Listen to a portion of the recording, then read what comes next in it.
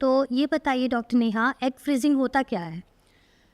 सो Manisha, egg freezing मतलब अपना अंडा बर्फ में रखवाना, है ना? इसको हम बोलते हैं एग फ्रीजिंग। अभी एग फ्रीजिंग लिटरल टर्म्स में बर्फ में रखना ही है, बिकॉज जब हम आपके एग्स लेते हैं तो उसको लिक्विड नाइट्रोजन में -195 डिग्रीज पर फ्रीज करते हैं।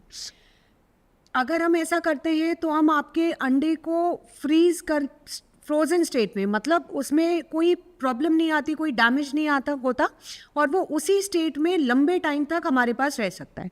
इसको एग फ्रीजिंग बोलते हैं। अच्छा, तो इसके कोई मेडिकल इंडिकेशंस है या नॉन मेडिकल इंडिकेशन में भी हम एग फ्रीजिंग कर सकते हैं?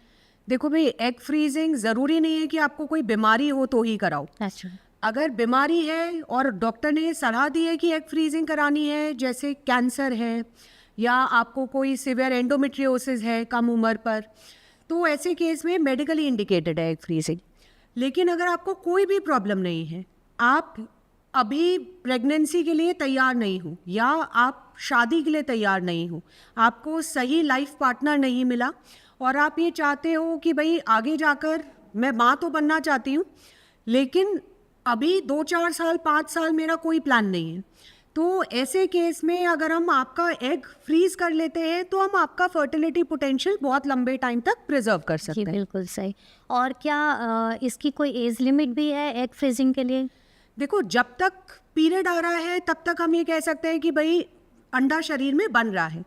40 साल तक एक औरत के शरीर में अंडा बनता है, तो जो 20-22 साल से 40 साल की उम्र है तो अच्छा टाइम है उसमें एग फ्रीज कराने का। लेकिन आप जितनी कम उम्र पे करा लोगे उतने अंडे हेल्दी होंगे, उतनी उनके काउंट ज़्यादा होगा, क्वालिटी बेटर होगी और आगे जाके उन अंडों से प्रेगनेंसी होने की संभावना बेटर होगी। तो जितना जल्दी कराएंगे उतना ज़्यादा इफ़ेक्टिव है और उतना उसका आगे का आउटकम बेटर है। अच्छा। बट 40 साल तक हम एग फ्रीजिंग कर सकते हैं। और ये एग फ्रीजिंग आईवीएफ से कैसे डिफरेंट है? देखो भाई, आईवीएफ का मतलब होता है इन विट्रो फर्टिलाइजेशन, मतलब बच्चे को ट्यूब में बनाना। एग फ्रीजिंग बच्चा बनाना नहीं है। एग फ्रीजिंग मतलब हम आपके खाली एग लेकर बर्फ में रख रहे हैं, लेकिन आगे जाकर अगर आप प्रेग्नेंट होना चाहते हो तो इन एग से आप नेचुरली प्रेग्नेंट नहीं हो सकते, बिकॉज ये शरीर से बाहर निकाल कर बर्फ में रखे हैं। तो जब हम अंडे को बर्फ से निकालेंगे तब उसमें आईवीएफ करेंगे आपके पार्टनर के स्पर्म से। तब हमें मेल पार्टनर की जरूरत यस, तब हमें मेल पार्टनर की ज़रूरत होगी और तब हम बच्चे को लैब में बनाकर बच्चे को रखेंगे। काफ़ी लोगों में कंफ्यूजन होती है कि एग फ्रीजिंग में भी क्या हमें मेल पार्टनर पहले ही चाहिए कि नहीं, तो ऐसा नहीं है। देखिए, मेल पार्टनर की ज़रूरत तब है जब हम भ्रूण बनाना चाहें, जब हम बच्चा बनाना चाहें, एम्ब्रियो बनाना चाहें। लेकिन अगर हम अभी बच्चे के बारे में नहीं सोच रहे हैं, हम खाली अपना फर्टिलिटी पोटेंशियल को सेव कर रहे हैं, मतलब उम्र से पहले हमारे अंडे खराब ना हो जाएं, इसको हम बचाना चाहते हैं, तो हम एग फ्रीजिंग करा रहे जी हैं। बिल्कुल। तो उसमें हमें मेल पार्टनर की ज़रूरत नहीं है। कोई भी लड़की आकर एग फ्रीजिंग करा सकती है अगर उसकी उम्र 21 साल से ज़्यादा है।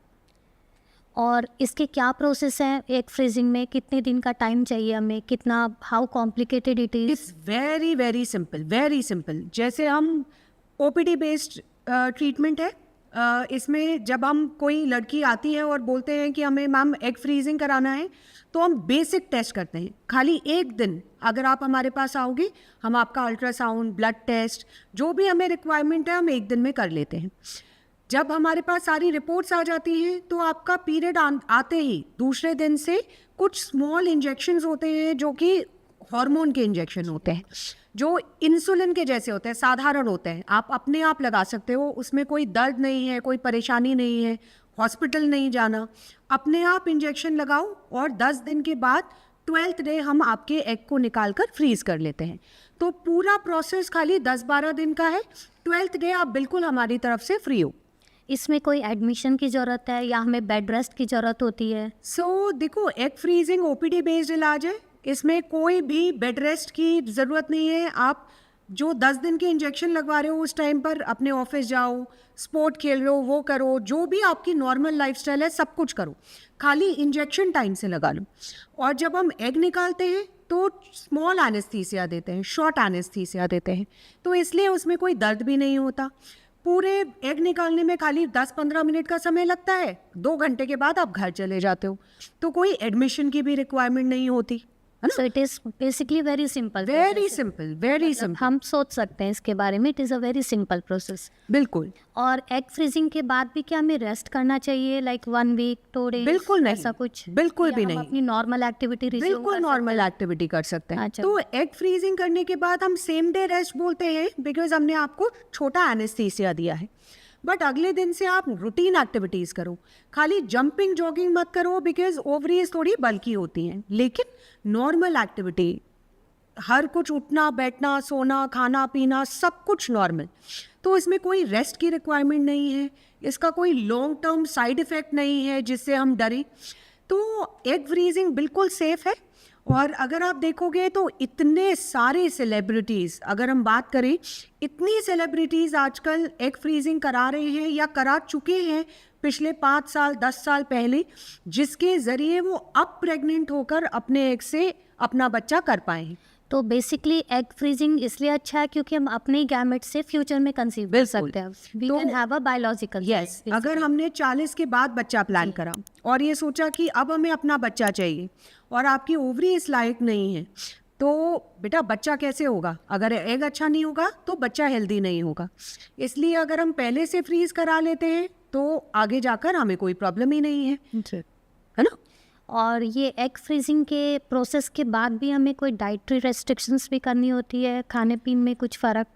कोई खाने पीने का रिस्ट्रिक्शन नहीं है, जो खाते हो वो सब खाओ, जितना अच्छा खाओगे उतना आपकी हेल्थ के लिए अच्छा है, लेकिन उससे हमारे प्रोसेस में कोई परेशानी नहीं है। So normal food, normal exercise, normal lifestyle. और प्रोसेस से पहले भी कुछ हमें डाइटरी रेस्ट्रिक्शंस या लाइफस्टाइल मॉडिफिकेशन देखो, करना चाहिए, ऐसा कुछ है? सो डाइटरी या लाइफस्टाइल मॉडिफिकेशन में भाई स्मोकिंग का बहुत रोल है। ओके। अगर कोई लड़की स्मोक कर रही है तो स्मोक से जो केमिकल्स रिलीज होते हैं वो हमारे गैमेट्स को, मतलब एग को भी नुकसान पहुंचाते हैं। तो अगर आप स्मोक कर रहे हो, डेफिनेटली हम ये बोलेंगे कि भाई स्मोकिंग छोड़ दो, है ना? लेकिन अगर जो पहले लॉन्ग टर्म स्मोकर्स हैं उनका जो डैमेज हो चुका है वो हम बदल नहीं सकते। अगर आप बहुत अल्कोहल पी रहे हो तो उसकी मात्रा कम करो, इनफ्रीक्वेंट करो, हफ्ते में 1 आध बार ही करो, क्वांटिटी कम रखो, जिससे कि उससे लॉन्ग टर्म प्रॉब्लम ना। ओके। और ये एग फ्रीजिंग का क्या चार्जेस होते हैं मैम? लगभग क्या चार्जेस हमारे एग फ्रीजिंग कोई महंगा काम नहीं है ना? इसमें इक्विवेलेंट टू आईवीएफ कॉस्ट? नहीं। सो आईवीएफ से इसमें कॉस्ट कम लगता है, बिकॉज हमें आईवीएफ नहीं करना, बच्चा नहीं बनाना। जी। जो कॉस्ट लगता है वो इंजेक्शन का लगता है, जो 10 दिन के लग रहे हैं, और जो एनेस्थीसिया देकर हम रिट्रीवल कर रहे हैं उसका कॉस्ट है, प्लस बच्चे को बर्फ में रखने का एम्ब्रियोलॉजिस्ट का कॉस्ट है। तो ये जो भी कॉस्ट है ये आईवीएफ से कम है और ये बिल्कुल सेफ है।